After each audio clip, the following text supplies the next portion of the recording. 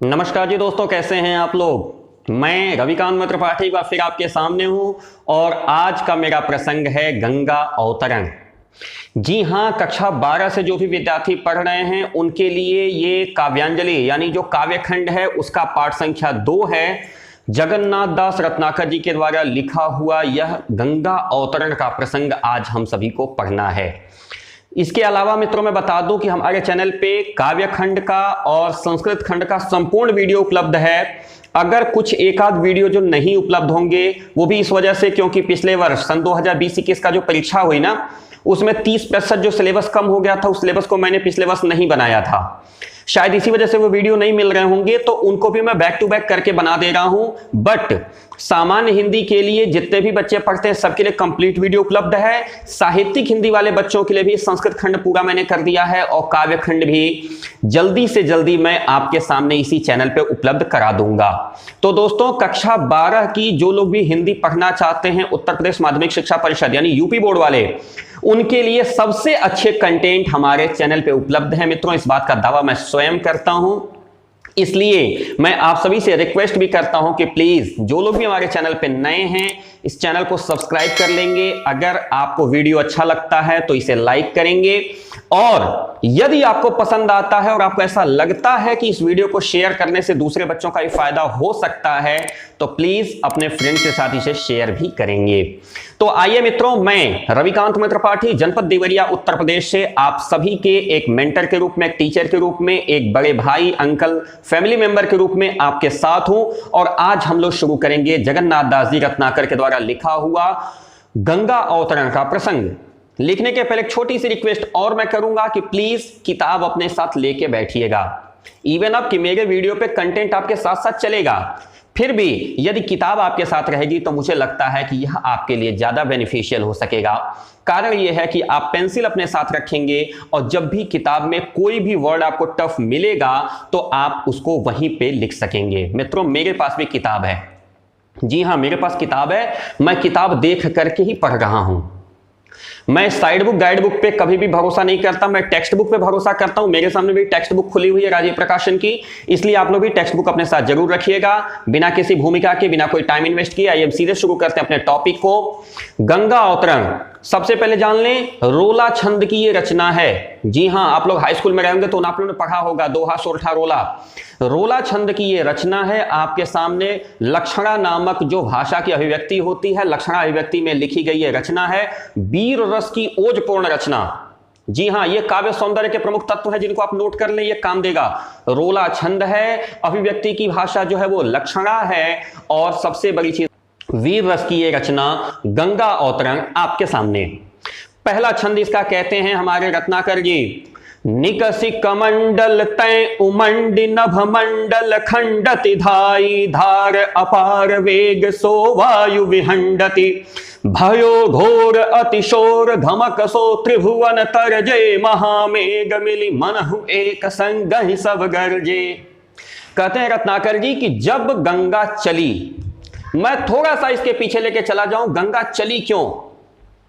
महाभारत काल में आप चले जाएंगे, एक राजा भगीरथ हुए थे जिन्होंने गंगा को धरती पे लाने का सौभाग्य पाया था, जिनके नाम से गंगा को, गंगा नदी को भागीरथी भी कहते हैं। उन भगीरथ के दादाजी यानी भगीरथ के दादाजी राजा सगर, उनके 60,000 पुत्र थे।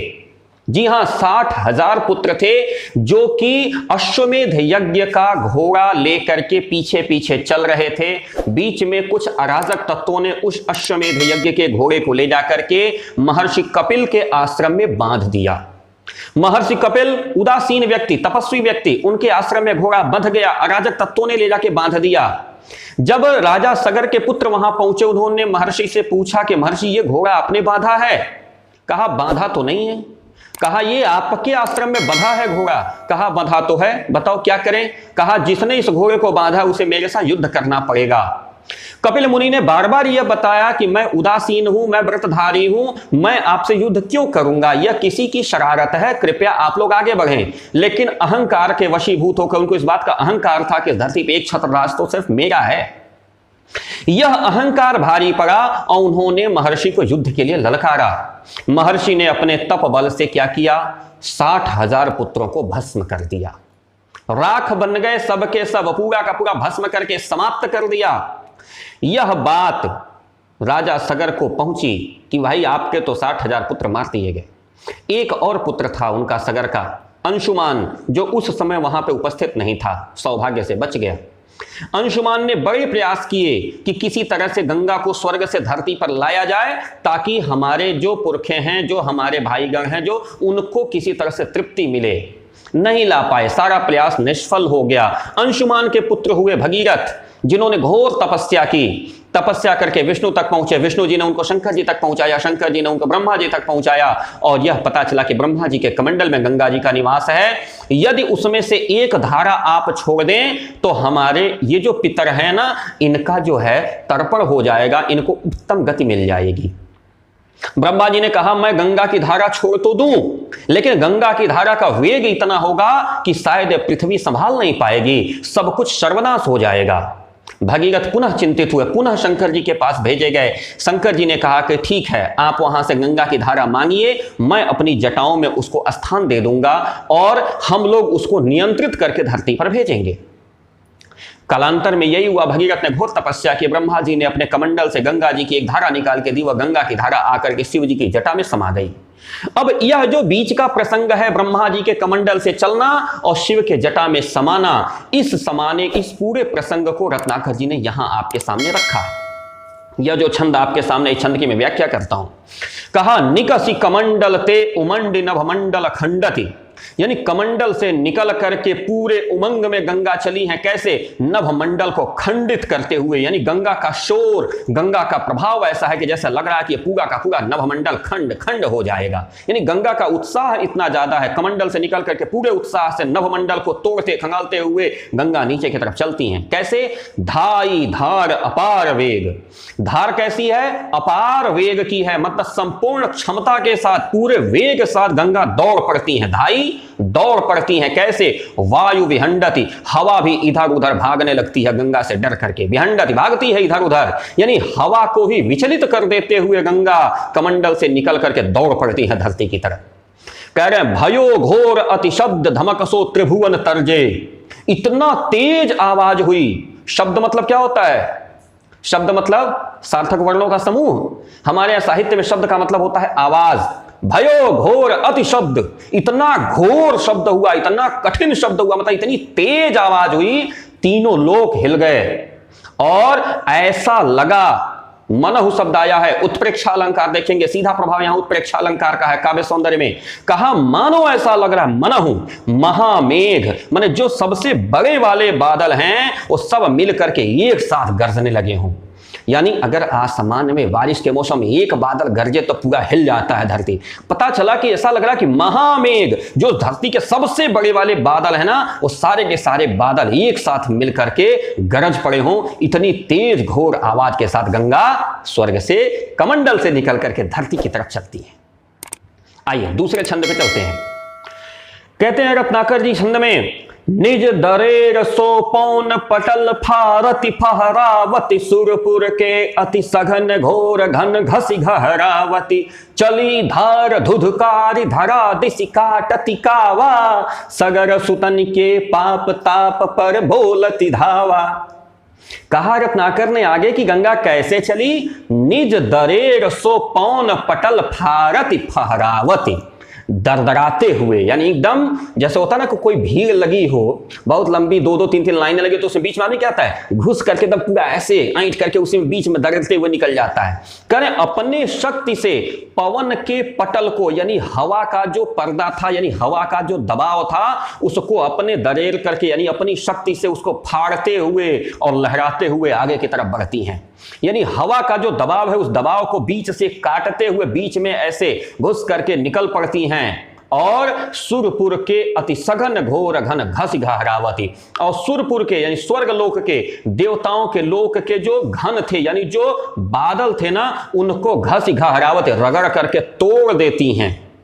घहरावती मुक्का मारती हैं, माने जो बादल उनके सामने आते हैं उनको रोकने के लिए, उन बादलों को भी चोट मारते हुए, खंड खंड करते हुए, टुकड़े टुकड़े करते हुए बीच में से धकेलते हुए गंगा आगे बढ़ती हैं। कह रही हैं चली धार धुधकार। धार कैसे चली? धुधकार। धुधकार मतलब बाजा बजाते हुए।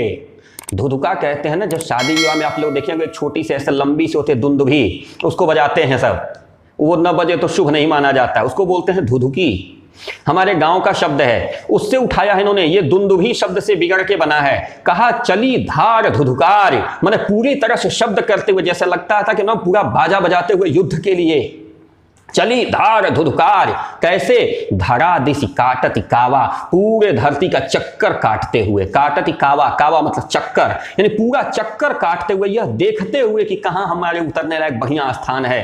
पूरे धरती का चक्कर काटते हुए, हल्ला करते हुए, शोर मचाते हुए गंगा वहां से, गंगा की धारा चली। और कहां पे? सगर सुतन के पाप रूपी ताप पर, यानी इस महाराज सगर के जो 60,000 पुत्रों का जो पाप, जो भस्म होकर के भूमि पे पड़ा हुआ था, उस पाप रूपी ताप पर, यानी उस पाप रूपी कष्ट पे धावा बोल दी, ताकि मैं पहुंच करके वह संपूर्ण पाप समाप्त कर दूंगी।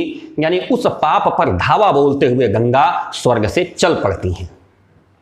तीसरे छंद में चलते हैं, देखिए कितना सुंदर वर्णन रत्नाकर जी कर रहे हैं। तीसरे छंद में चलते हैं। स्वाति घटा घहरावत मुक्तिमानि पसो पूरी, केंधो आवति झुकति शुभ्र आभा रुचिरूरी, मीर मकल जल व्यालन की चल चिलक सुहाई, सो जनु चपला चमचमाति चंचल छवि छाई।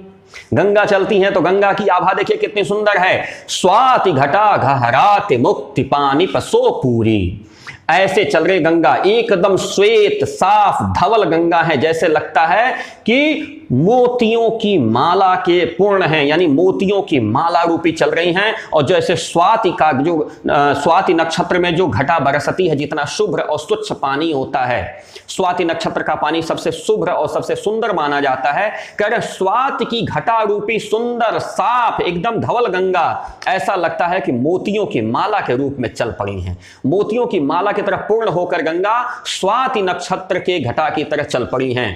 या कह रहा है हमारा कवि, केंधु आवति झुकति शुभ्र आभा रुचिरूरी, और या नहीं तो ऐसा लग रहा है कि बिजली शुभ्र आभा, बिल्कुल ओजवान यानी चांदनी की तरह चमकते हुए एकदम बिजली की सुंदर आभा के साथ ये चली आ रही हैं। यानी गंगा कैसे आ रही है? एकदम रजत वर्ण, एकदम चांदनी के रंग की सुंदर बिजली की आभा के साथ हमारी गंगा चली आ रही है। गंगा आयु के साथ साथ कौन आ रहा है? मीन माने मछली, मकर मगरमच्छ, जल व्यालनी, व्याल मतलब होता है सांप, जल में रहने वाले सांप। यानी कुल मिला के कहने का तात्पर्य कि गंगा जलचरों के साथ आई हैं, अकेले नहीं आई। मीन मकर जल व्यालन की चल चिलक सुहाई, जो उसमें वो कूद फांद रहे हैं, चिलक रहे हैं, कूद फांद रहे हैं, खेल रहे हैं, दौड़ रहे हैं, वो इतना सुंदर लग रहा है कि ऐसा लग रहा है जनु, मानो ऐसा, जनु मतलब जानो, फिर उत्प्रेक्षा ले लिया। सो जनु चपला चमचमाती चंचल छवि छाई, यानी जो उसमें जो जलचर हैं वो उसमें कूद फांद रहे हैं, और गंगा की सुंदर साफ धारा में ऐसे लग रहे हैं कि बार बार उसमें बिजली चमक रही है। चंचल चपला, यानी चपला का मतलब होता है बिजली, चमचमाती चमक रही है, चंचल होकर के बार बार उसमें, और सुंदर दिखाई दे रही, छवि छाई बहुत सुंदर। आइए चलते हैं चौथे स्टेंजा पे, बहुत सुंदर वर्णन कर रहे हैं हमारे रत्नाकर जी। आइए चौथे स्टेंजा पे चलते हैं। रुजित रजत मय कै वितान तान्यो, अति विस्तर झरती बूंद सो झलमिलात मोतिन की झालर, ताके नीचे राग रंग के ढंग जमाए, सुर बनि तन के वृंद करत आनंद बधाए। गंगा चली हैं, गंगा की सुंदरता देखिए। रुजित रजत मय कै वितान, वितान मतलब होता है शामियाना, टेंट। हमारे घर जब कोई शुभ कार्य होता है तो बड़ा सुंदर टेंट लगता है। रेगुलर जिस घर में रहते हैं क्या उसी तरह से? नहीं, हम लोग मैरिज हॉल में जाते हैं क्योंकि सुंदरता होती है, टेंट लगवाते हैं दरवाजे पे, पूरा खेत घेर लेते हैं 2 बीघे का, क्यों? ताकि सुंदरता बढ़ जाए। मानो ऐसा लग रहा है कि चांदनी का विस्तर, यानी पूरे विस्तार में, क्षमा चाहूंगा विस्तार शब्द का मतलब विस्तार, चांदनी का पूरे विस्तार में टेंट लगा दिया गया हो, यानी पूरा शामियाना लगा दिया गया हो। रुचिर पसंद आने वाला, सुंदर, यानी बहुत ही सुंदर चांदी का शामियाना पूरे विस्तार में तान दिया गया हो, यानी पूरे क्षेत्र में चांदी का बहुत सुंदर टेंट लगा दिया गया हो। और जो गंगा की जो बूंदें छटक रही है ना, उसमें से कर झरती बूंद सो झिलमिलाती मोतिन की झालर, और जो गंगा की बूंदें छटक रही हैं, ऐसा लग रहा है कि उस शामियाने में, यानी उस जो चांदी का जो टेंट लगा है उसमें मोतियों की झालर लगी हुई है। यानी गंगा का जो क्षेत्र, जो पाट है, जो गंगा की धारा है, वो लग रहा है कि खूब सुंदर टेंट है, और जो गंगा की जो बूंदें उछल रही हैं, ऐसा लग रहा है कि उसमें मोतियों की झालर टंगी हुई हो। कह रहे हैं ताके नीचे, अब उस टेंट के नीचे क्या हो रहा है, टेंट के नीचे क्या होता है? सुंदर आनंद मगन होकर के लोग नाचते हैं, गाते हैं, खाना बनाते हैं, खाते हैं, यही तो होता है टेंट के नीचे। कह रहा है ताके नीचे राग रंग के ढंग जमाए, विभिन्न राग और विभिन्न रंग के ढंग जमा करके, यानी व्यवस्था करके।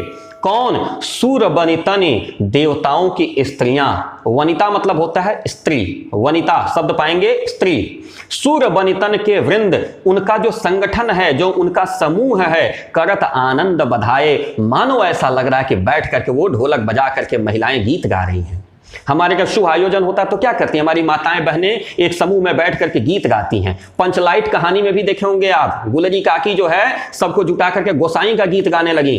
ये क्या है? ये मंगल उत्सव होते हैं। तो कह रहा है ऐसा लग रहा है कि गंगा का जो पूरा क्षेत्र है वो चांदी का खूब सुंदर शामियाना पड़ गया हो। गंगा की जो उछलती हुई पानी की जो बूंदें हैं, मानो उसमें झालर लटकी हो मोतियों की, और उसके नीचे देवताओं की स्त्रियां बैठ करके खूब आनंद मगन होकर के सुंदर सुंदर मंगल गीत गा रही हैं। आइए चलते हैं अगले स्टेंजा पे। 5वां स्टेंजा कहते हैं हमारे रत्नाकर जी, कबहु सुधार अपार बेग नीचे को धावे, हर हराति लहरहति सरस जो जन चली आवे। मनु विधि चतुर किसान पौन निज मन को पावत, पुण्य खेत उत्पन्न हीर की राशि उसावत। गांव में एक प्रसंग मैं बताऊं कि जब फसल कटती है ना, तो फसल में जब मतलब भूसा और फसल मिक्स रहती है तो उसको हवा का दबाव देकर ऊपर से ऐसे ऐसे करके गिराते हैं तो भूसा उड़ जाता है, और जो राशि होती है यानी जो अन्न होता है वो नीचे एक जगह इकट्ठा हो जाता है। इसी प्रसंग को आश्रय लेकर के यह छंद लिखा है, रोला छंद फिर आपके सामने है रत्नाकर जी ने।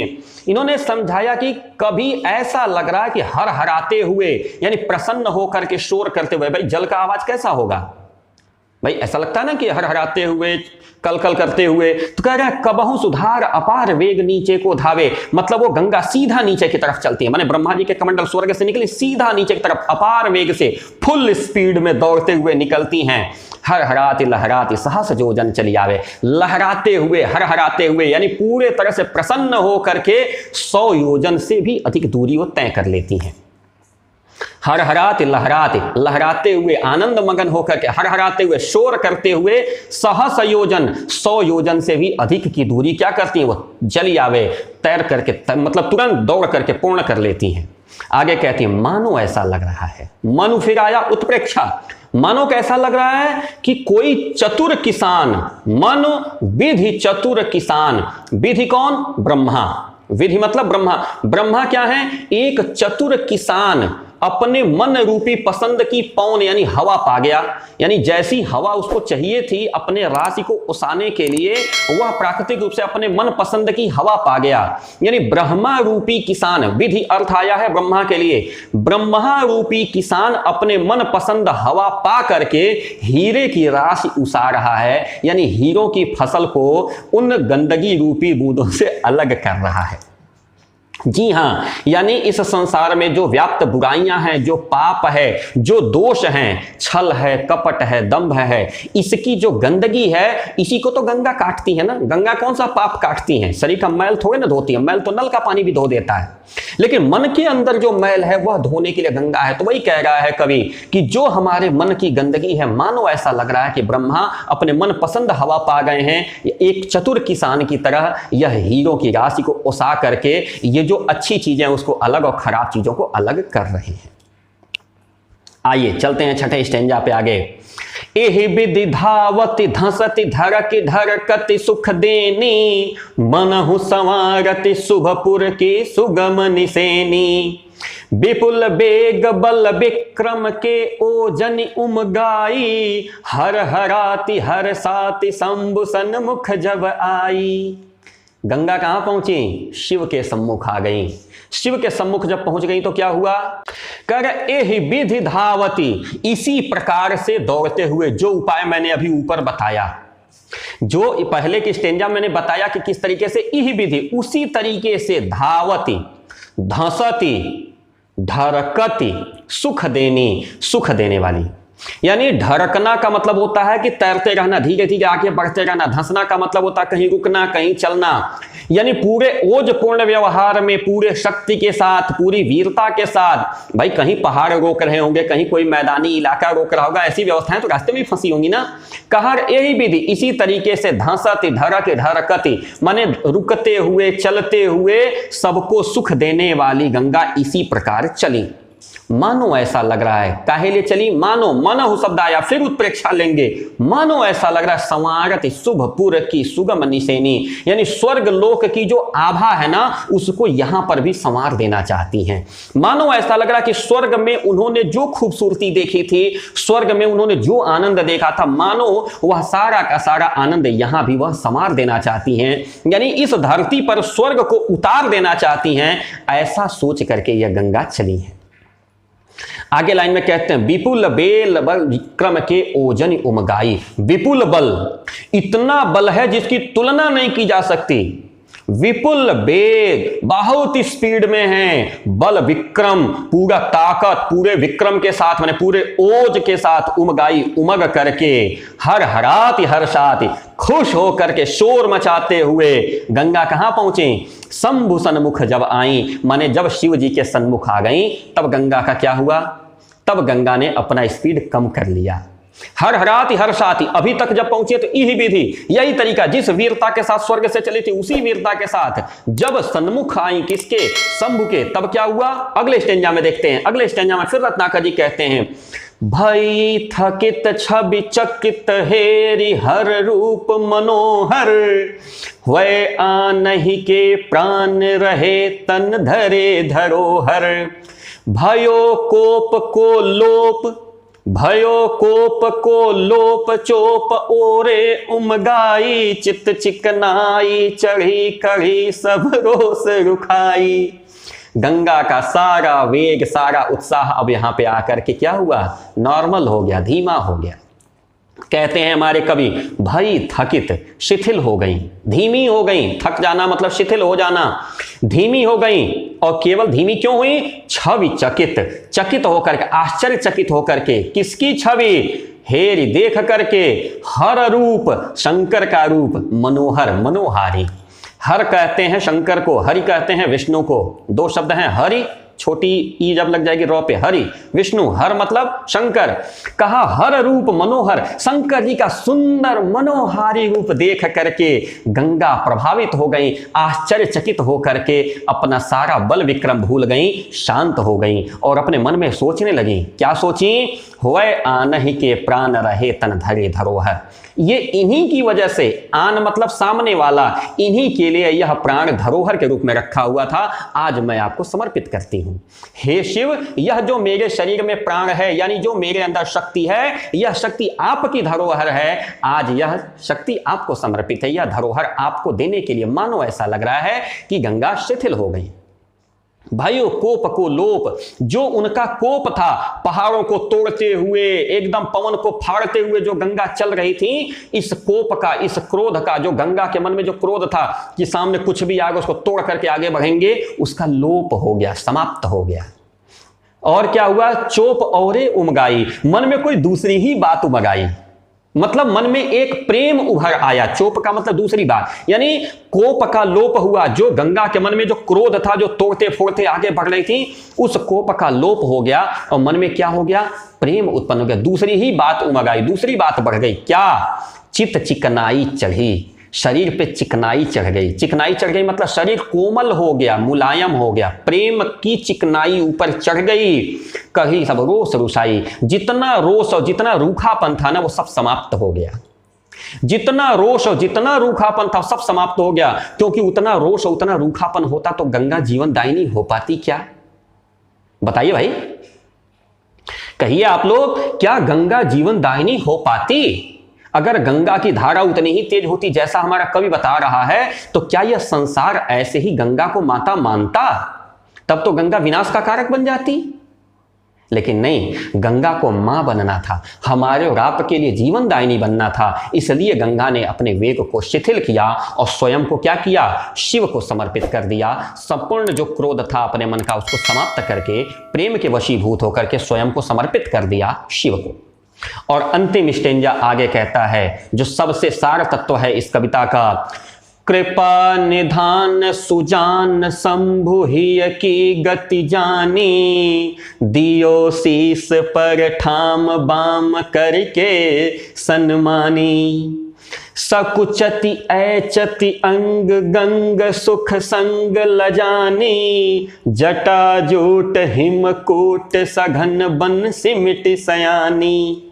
गंगा कैसी है? सयानी शब्द का प्रयोग किया है। सयानी मतलब ज्ञानवान, जानकार, बुद्धिमान। गंगा सयानी है, बुद्धि है उनके पास। ऐसा नहीं कि बुद्धिहीन है, जड़ पदार्थ नहीं है कि चल पड़ी। गंगा क्या है? माता है हमारी, देवत्व है उनके अंदर। कहा वहां पे कवि ने, कृपा निधान सुजान शंभु हिय की गति जानी। कृपा के जो निधान हैं, माने सब पर करुणा करने वाले, सब पर दया करने वाले, सब पर कृपा करने वाले, कृपा की खान, सुजान सुंदर ज्ञान रखने वाले, यानी बुद्धिमान। कौन? शंभु। शंभु यानी शंकर जी। हिय की गति जानी, गंगा के हृदय की बात जान गए। कृपा के निधान, सब पर कृपा करने वाले, सब पर करुणा करने वाले सुज्ञानी शंकर जी महाराज गंगा के हृदय की बात जान गए। दियो शीस पर ठाम, और अपने सिर पर स्थान दिया उन्होंने। कहा, आइए हमारे सिर पर स्थान पाइए, बाम करिके सन्मानी, और अपने बाएं अंग में स्थान दिया, यानी उनको भी अपनी प्रियतमा बना लिया। उनको भी अपनी प्रियतमा के रूप में स्वीकार करके सिर पर और बाएं स्थान दिया। और आगे कहते हैं, गंगा का क्या स्थिति हुई? जब अपने प्रिय से गंगा का मिलन हुआ तो स्त्री सुलभ लज्जा का सुंदर वर्णन देखिए यहां पे किया। कहा रत्नाकर जी ने कि सकुचति, गंगा सकुचाने लगी। स्त्री लज्जा स्त्री नाम भूषणम, ऐसा नीति कहती है। स्त्रियों का भूषण क्या है? लज्जा। जी हां, बिल्कुल, स्त्रियों का आभूषण लज्जा होती है। गंगा के अंदर देखिए लज्जा दिखाई दी। वह गंगा जो वीर रस में सबको तोड़ फोड़ करने पे आमादा थी, आज वह गंगा सकुचति, सकुचा करके, संकोच करके, ऐचति अंग, अपने अंगों को समेट करके, अत्यंत सुख में, अंग गंग अति सुख, माने बहुत ही सुख संग के साथ लज्जाशील होकर के सिमट गई। यहां पे गंगा क्या हुई? अपने शरीर के अंगों को संकोच के साथ एक साथ ऐसे जोड़ करके, यानी ऐचत अंग यानी सिकोड़ करके लज्जा और सुख के वशीभूत हो गई। और जटा जूट हिमकूट, यह जो जटा थी ना, वह ऐसा मानो कि हिमालय के सघन जंगल, हिमकूट सघन वन, माने हिमालय के सघन जंगलों की तरह इस जटा को जान करके सिमट करके उसी में क्या हुई? समा गई। उसी में सिमट करके जाके गंगा ने अपना स्थान प्राप्त कर लिया। तो मित्रों, ये आज हम लोगों ने पढ़ा गंगा का अवतरण। यह गंगा स्वर्ग से कैसे अवतरित होकर के धरती पे आई, इसका वर्णन आज हम लोगों ने किया। मुझे विश्वास है, क्योंकि मुझे मजा आया, आपको भी मजा आया होगा। निश्चित रूप से इंटरेस्ट के साथ, मजे के साथ इस वीडियो को देखिएगा। मैं विश्वास दिलाता हूं सबसे अच्छे अंक आपके आएंगे।